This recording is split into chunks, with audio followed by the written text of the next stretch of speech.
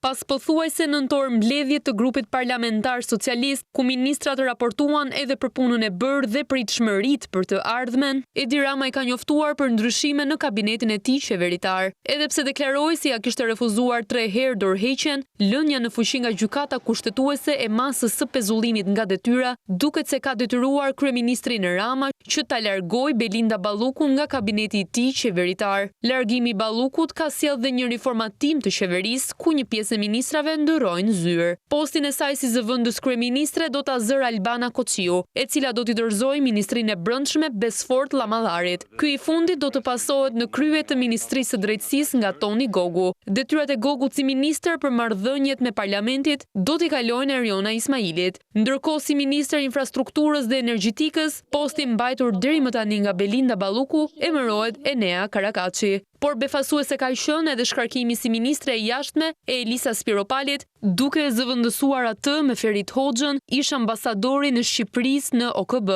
Një tjetër shkarkim është dhe largimi i Piro Vengut si ministër i mbrojtjes dhe emërimi në vend të tij i Ermal Nufit. Ndryshimet në qeveri do t'i dërgohen presidentit Bajram Begaj për dekretim, e më pas pritet që në seancën e radhës që do të mbahet në 5 mars të votohen në